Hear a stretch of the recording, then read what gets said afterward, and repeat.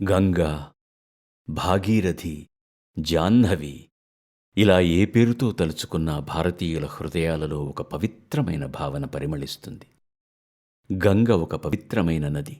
అంతకంటే ఎక్కువగా కోట్ల కొలది భారతీయులకు ఒక జీవన ధార. దాని ప్రాముఖ్యత కేవలం సాంస్కృతిక కారణాల వల్ల, ఆధ్యాత్మిక కారణాల వల్ల మాత్రమే వచ్చినది కాదు. అది మన దేశంలోని 40% ప్రజలకు అన్నానికి ఆధరువు కావడం వల్ల వచ్చింది. గంగ ప్రపంచంలో 5వ అతిపెద్ద నది కూడా. ఇన్ని ఉన్నా ఒక దురదృష్టకరమైన పరిస్థితి గంగతో పెనవేసుకుని ఉంది. ప్రపంచంలో కాలుష్యం అధికంగా కలిగిన నదులలో 2007 నాటికి గంగానది 7వ స్థానంలో ఉంది. ఇది మన అందరినీ ఎంతో బాధిస్తున్న విషయం. ఇటువంటి పరిస్థితిని 1985లోనే ఊహించి గంగానది ప్రక్షాళన కొరకు ఒక ప్రణాళికను రూపొందించారు. కానీ ఆదరణలో అది పెద్ద భంగపాటుగా మిగిలిపోయింది.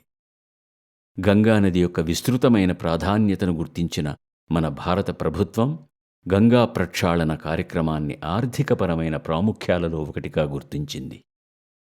భారత ప్రభుత్వం గంగానది సంపూర్ణ కాలుష్య నివారణ లక్ష్యంగా నమామి గంగా అని ఒక సర్వతోముఖ గంగా పరిరక్షణ కార్యక్రమాన్ని ప్రారంభించింది.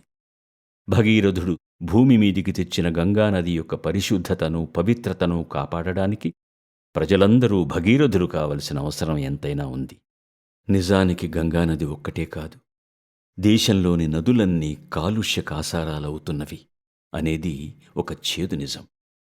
నదులే కాదు, తటాకాలు, చెరువులు మొదలైన జలాశయాలను అన్నిటినీ పరిశుభ్రంగా ఉంచడానికి అందరం మనవంతు కృషి చేస్తామని ప్రతిజ్ఞ చెయ్యాలి. బాధ్యతగల పౌరులుగా RGUKT, IIIT, నూజివీడు యోగశాల విద్యార్థులమైన మేము ఈ గొప్ప యజ్ఞానికి మా వంతు ఉడతా భక్తిగా గంగాజలాల పవిత్రత, పరిశుద్ధత, పరిరక్షణ పట్ల ప్రజలలో అవగాహన కల్పించడానికి నమామి గంగే అనే ఆదిశంకరాచార్యుల వారి శ్లోకాన్ని లయ యోగ రూపకంగా సవినయంగా సమర్పిస్తూ మీ అందరికీ స్వాగతం పలుకుతున్నాం.